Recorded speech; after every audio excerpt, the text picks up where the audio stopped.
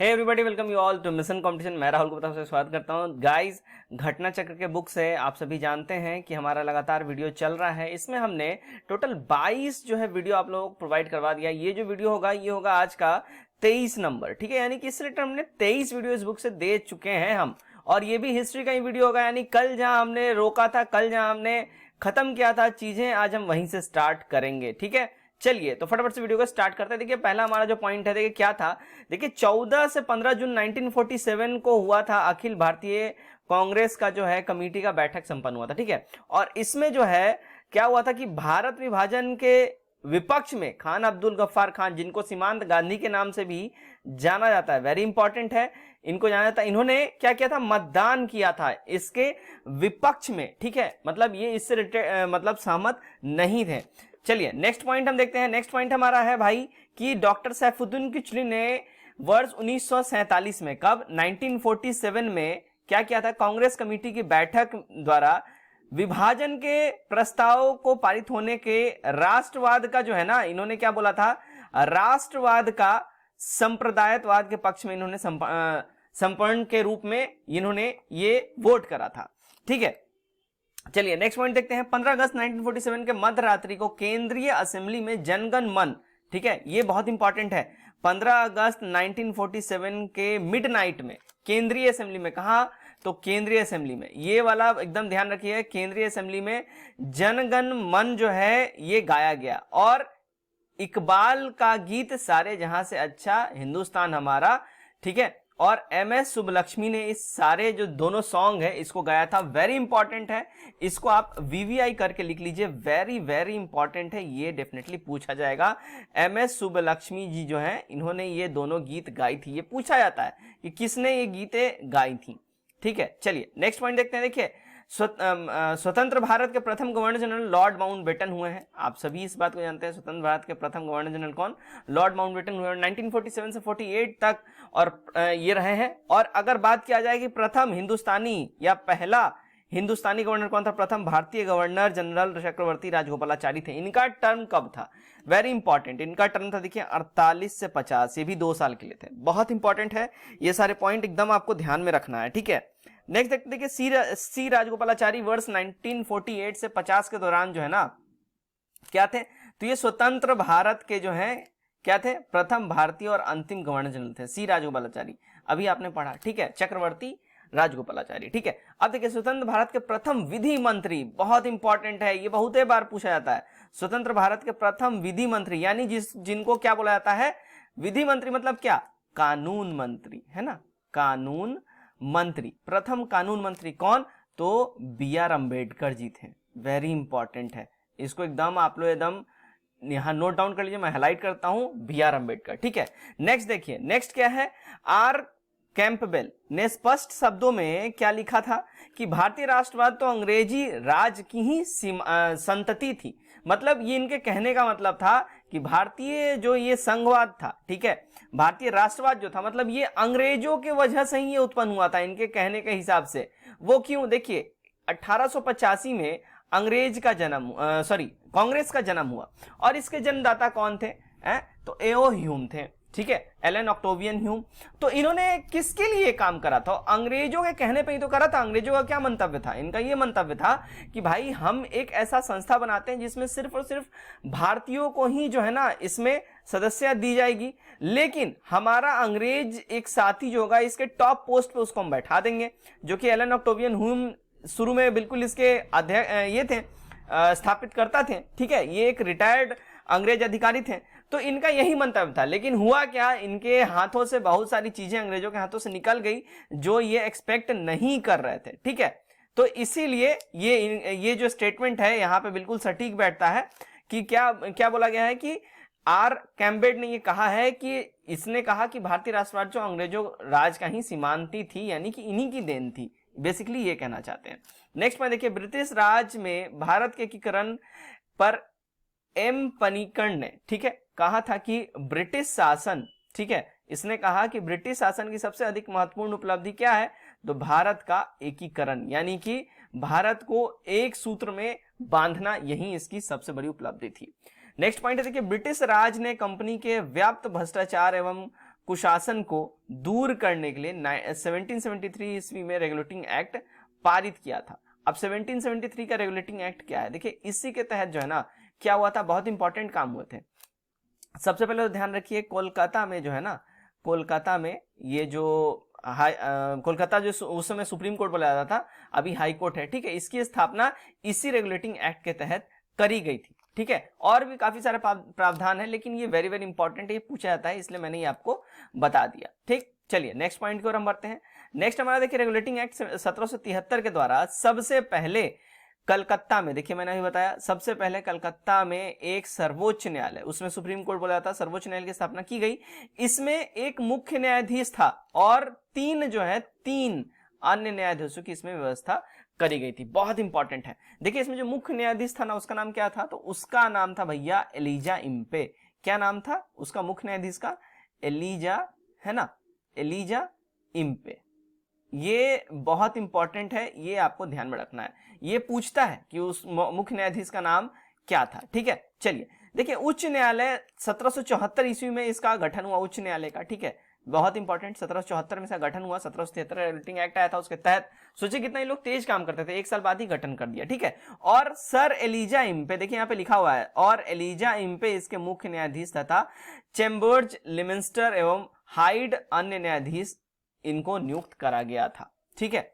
बहुत important point है, ये सब बिल्कुल ध्यान में रखिए। अब देखिए 1786 के अधिनियम के अनुसार विशेष अवस्था में गवर्नर जनरल को अपनी परिषद के निर्णय के लिए, ठीक है, अपनी परिषद के निर्णयों को रद्द करने तथा अपने निर्णयों को लागू करने का अधिकार भी दिया गया था। बहुत इंपॉर्टेंट है यहाँ पे, देखिए 1786 का अधिनियम के हिसाब से बात हो रही है, 1786 का जो अधिनियम आया था, ठीक है।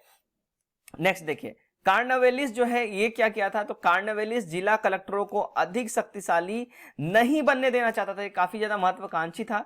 अतः उसने क्या किया कि शक्ति के पृथकीकरण सिद्धांत को इसने अपनाया, ठीक है। मतलब ये सारा का सारा शक्ति वहां पे जो कलेक्टर है उनको नहीं देना चाहता था पहले। इससे पहले कार्नवेलिस से पहले कलेक्टरों को बहुत सारी शक्तियां प्राप्त थी, मतलब वो न्यायालय में बैठ के वो जो है सो जजमेंट्स भी दे सकते हैं, लेकिन इसके बाद उसने ये सब कुछ खत्म ही कर दिया, ठीक है। चलिए नेक्स्ट देखते हैं ईस्ट इंडिया कंपनी के भारतीय, अगर बात करें ईस्ट इंडिया कंपनी के भारतीय व्यापार के अधिकार को चाय एवं चीनी के साथ व्यापार के अतिरिक्त 1813 के चार्टर एक्ट द्वारा समाप्त कर दिया गया।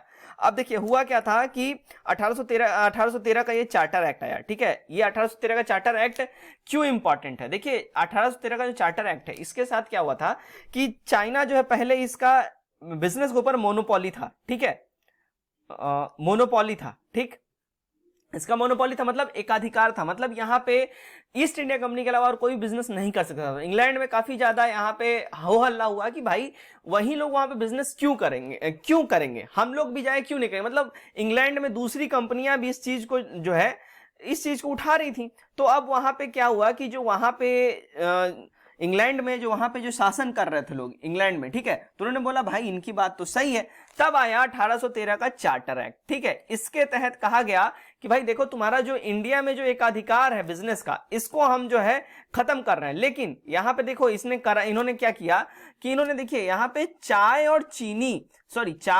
एवं चीन के साथ, ठीक है, इंडिया में चाय का बहुत ज्यादा यहाँ पे खेती हुआ करता था, यहां से इंपोर्ट होता था, ठीक है, इंग्लैंड में, ये ध्यान रखिए, यहां से इंपोर्ट होता था इंग्लैंड में, बहुत ज्यादा यहां से खेती होता था, और साथ ही साथ चीन के ऊपर भी इनका काफी ज्यादा बिजनेस पे एकाधिकार था, तो इसको बरकरार रखने दिया गया, ठीक है। और बाकी सारा एकाधिकार जो है खत्म कर दिया गया, मोनोपोली खत्म कर दिया। उसके इनको बोला गया कि भाई तुम देखो सिर्फ और सिर्फ जो है ना तुम व्यवस्था देखो, वहां पे सारा तुम जो है चीजें देखो, बिजनेस का मोनोपोली तुम अब छोड़ दो। नेक्स्ट पॉइंट है देखिए 1833 के चार्टर एक्ट द्वारा भारत में शिक्षा पर 1 लाख रुपए वार्षिक खर्च करने का प्रावधान किया गया, ठीक है। प्रावधान तो किया गया लेकिन घंटा 1 रुपया भी खर्च इसके द्वारा नहीं किया गया था। प्रावधान जरूर आया था लेकिन 1 रुपया भी खर्च नहीं हो पाए थे। चलिए चार्टर एक्ट 1833 के द्वारा कंपनी के सभी वाणिज्यिक अधिकार समाप्त कर दिए गए तथा उसे भविष्य में केवल राजनीतिक कार्य करने थे। अब देखिए 1833 का चार्टर एक्ट है ना, 1833 का चार्टर एक्ट आया, उससे पहले अभी ऊपर आइए 1813 का चार्टर एक्ट था। अभी हम आपको यहाँ बताए थे ना 1813 का चार्टर एक्ट जो आया था, इसके तहत चाय और चीन से खाली व्यापार करना था। अब देखिए नीचे यहाँ देखिए जस्ट एक लाइन बाद क्या यहाँ पे बोल रहा है ठीक है, यहाँ पे बोला जा रहा है 1833 जो चार्टर एक्ट आया इसके द्वारा ये भी खत्म कर दिया गया। अब कहा गया तुम खाली जो है अब तुमको सिर्फ क्या करना है, तो तुमको सिर्फ और सिर्फ यहाँ पे राजनीतिक काम के लिए ही रुकना है और तुमको कुछ काम नहीं करना है। चलिए नेक्स्ट पॉइंट देखते हैं। नेक्स्ट पॉइंट हमारा 1833 के अधिनियम द्वारा बंगाल का गवर्नर जनरल अब समूचे भारत का गवर्नर जनरल बना दिया गया। ये बहुत इंपॉर्टेंट अनाउंसमेंट था इनके द्वारा। ठीक है, नेक्स्ट पॉइंट देखिए 1833 के अधिनियम द्वारा कानून बनाने के लिए गवर्नर जनरल की परिषद में एक कानून सदस्य चौथे सदस्य के रूप में सम्मिलित इसमें किया गया था। बहुत इंपॉर्टेंट है ये। ठीक है, नेक्स्ट देखिए 1858 के भारत सरकार अधिनियम के द्वारा 1858 के भारत सरकार अधिनियम द्वारा government of India act 1858 1858 government of India act 1858 पास किया गया, जिसके द्वारा भारतीय प्रशासन का नियंत्रण कंपनी से छीनकर, ठीक है, कंपनी से इसको छीनकर ब्रिटिश राज मुकुट को सौंप दिया गया था। बहुत इंपॉर्टेंट है ये। नेक्स्ट देखिए, नेक्स्ट हमारा पॉइंट क्या है, इंडियन काउंसिल एक्ट 1861 के द्वारा गवर्नर जनरल को अध्यादेश जारी करने की शक्ति प्रदान की गई, जो पहले इनके पास नहीं था। अब ये अध्यादेश यानी क्या, अध्यादेश मतलब क्या, अध्यादेश को क्या बोलते हैं हिंदी इंग्लिश में बोलिए तो ऑर्डिनेंस। ठीक है, ऑर्डिनेंस पास करने का इनको ताकत दे दिया गया। ठीक है, जो ऑर्डिनेंस का ताकत अभी है ना हमारे प्रेसिडेंट साहब का, बस वही ताकत इनका था, यहीं से सारा लिया गया है। ठीक है, चलिए नेक्स्ट देखते हैं। नेक्स्ट क्या है, ये अध्यादेश अधिक से अधिक 6 माह तक के लिए लागू हो सकते थे। वेरी इंपॉर्टेंट है। और 1861 के भारत परिषद नियम द्वारा वायसराय की परिषद को कानून बनाने की शक्ति प्रदान की गई, जिसके तहत, ठीक है, जिसके तहत क्या किया गया, लॉर्ड कैनिंग के विभागीय प्रणाली की यहाँ पे इसके तहत शुरुआत हुई। बहुत इंपॉर्टेंट ये सारा पॉइंट है। चलिए नेक्स्ट देखते हैं, भारतीय परिषद अधिनियम 1861 ये आया। ये इसके द्वारा क्या हुआ, इसके द्वारा बोला गया, देखिए कानून बनाने के लिए वायसराय की कार्यकारी परिषद को न्यूनतम 6 और अधिकतम 12 अतिरिक्त सदस्यों की नियुक्ति से उसका विस्तार किया गया था। बहुत इंपॉर्टेंट है ये भारत परिषद अधिनियम 1861 के द्वारा ये प्रावधान आया था। ठीक, चलिए नेक्स्ट पॉइंट हम देखते हैं। नेक्स्ट हमारा पॉइंट है, देखिए बंबई, मद्रास और कलकत्ता, बंबई, मद्रास और कलकत्ता उच्च न्यायालय की स्थापना ब्रिटिश संसद द्वारा कब, 1861 के भारतीय उच्च न्यायालय अधिनियम के तहत 1862 में करी गई थी। बहुत इंपॉर्टेंट ये पॉइंट है, इसको आप लोग ध्यान में रखिएगा। चलिए नेक्स्ट पॉइंट की ओर बढ़ते हैं। नेक्स्ट हमारा पॉइंट है मार्टेंग्यू चेम्सफोर्ड की संस्तुति, यानी कि ये जो है इन्होंने रेफर करा था मार्टेंग्यू चेम्सफोर्ड की संस्तुति के आधार पर 1922 से लेके, ठीक है, सिविल सेवा परीक्षा जो है इंग्लैंड एवं भारत में एक साथ आयोजित की जाने लगी। बहुत इंपॉर्टेंट है, बहुत इंपॉर्टेंट है ये जो है एक साथ संयुक्त रूप से, ठीक है, ध्यान रखिए संयुक्त रूप से ये आयोजित की जाने लगी थी। ठीक, चलिए नेक्स्ट पॉइंट हम देखते हैं। नेक्स्ट हमारा पॉइंट है, पहले इसको यहां से हटा दो, थोड़ा क्लीन दिखना चाहिए ना। ओके, चलिए नेक्स्ट पॉइंट हमारा, भारत में प्रांतों में द्वैध शासन का प्रारंभ जो है मॉन्टफोर्ड यानी मार्टेंग्यू चेम्सफोर्ड सुधार 1919 में ये प्रारंभ किया गया, और इसी के द्वारा जिसे भारत सरकार अधिनियम 1919 भी कहा जाता है। अब देखिए ये क्यों इंपॉर्टेंट है, इसको हम लोग क्यों पढ़ रहे हैं। इसी में द्विसदनात्मक, ठीक है, द्वैध शासन, यानी कि द्वैध शासन मतलब क्या भाई, सेंटर में कुछ और, ठीक है, सेंटर में कुछ और स्टेट में, प्रांतों में कुछ और, ये द्वैध शासन प्रणाली यहां से 1919 के द्वारा लागू किया गया।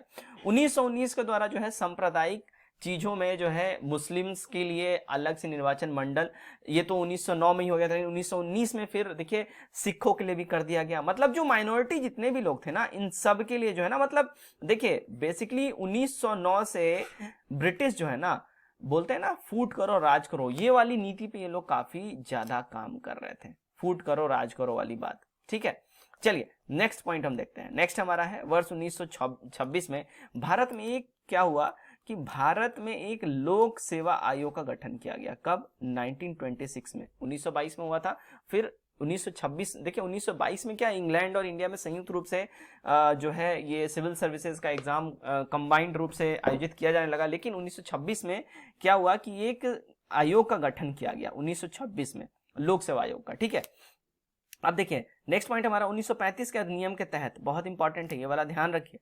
1935 के अधिनियम के तहत लोक सेवा आयोग के स्थान पर संघीय लोक सेवा आयोग का गठन हुआ। ठीक है, यानी कि पहले सिविल सर्विसेज बोला जाता था, लेकिन उसके बाद 1935 में संघीय लोक सेवा आयोग, यानी कि अभी जो आप जो नाम सुनते हो ना, जो पढ़ते हो, ठीक है, अभी क्या आप पढ़ते हो, अभी आप पढ़ते हो ना कि यूपीएससी, ठीक है, ये वाला जो पढ़ते हो, तो ये यहीं से लिया गया। और अभी जो चीजें हैं 1935 से बहुत सारी चीजें ली गई हैं, और इसके बाद जब हमारा देश आजाद हुआ तो 1950 में बहुत सा इसमें सुधार किया गया, जिसके द्वारा अभी का हम करेंट टाइम का हम यूपीएससी का सारा सिनारियो इसमें देखते हैं, ठीक है, ध्यान रखिए इस बात का। चलिए नेक्स्ट पॉइंट की ओर हम बढ़ते हैं। नेक्स्ट पॉइंट हमारा है ओके 1937 में। देखिए 1937 में क्या हुआ, संघीय लोक सेवा आयोग ने ब्रिटिश लोक सेवा आयोग से स्वतंत्र परीक्षा आयोजित करने का प्रारंभ किया, ठीक है। और फिर देखिए 1950 में क्या हुआ, संविधान के लागू होने के बाद संघीय, अभी जैसे मैंने बोला संघीय लोक सेवा आयोग जो है यानी ईपीएससी का नाम बदलकर संघ लोक सेवा आयोग यानी कि यूपीएससी कर दिया गया। 1950 में जो है 1950 में काफी इंपॉर्टेंट चेंजेस इसमें करे गए थे। ये बहुत इंपॉर्टेंट है, बेहद इंपॉर्टेंट है, इसको ध्यान में रखिए। चलिए नेक्स्ट पॉइंट के लिए हम बढ़ते हैं। 1935 के अधिनियम द्वारा प्रांतों में द्वैध शासन समाप्त कर दिया गया और प्रांतों में स्वायत्ता प्रदान की गई और केंद्र में द्वैध शासन लागू किया गया, ठीक है। ये प्रांतों से हटा के सेंटर में द्वैध शासन लाया गया, ठीक है, अभी आपने ऐसा पढ़ा। चलिए नेक्स्ट हमारा पॉइंट है, भारत का वर्तमान संवैधानिक ढांचा बहुत कुछ 1935 के अधिनियम पर आधारित है। बहुत इंपॉर्टेंट है, ये वीवीआई है और ये पूछा भी जाता है, ठीक है। और इसको एक और चीज जो है बहुत इंपॉर्टेंट जान लीजिए कि 1935 का जो भारत शासन अधिनियम जो है ना, इसको मिनी कॉन्स्टिट्यूशन भी कहा जाता है, ठीक है, बहुत इंपॉर्टेंट है, इसको ध्यान में रखिएगा। चलिए गाइस, तो आज की इस वीडियो में से इतना ही। उम्मीद करता हूँ वीडियो आप लोगों को पसंद आया। वीडियो कैसा लगा कमेंट करके जरूर बताएं और ज्यादा से ज्यादा वीडियो को शेयर करिए। Till then take care, bye bye and God bless you all.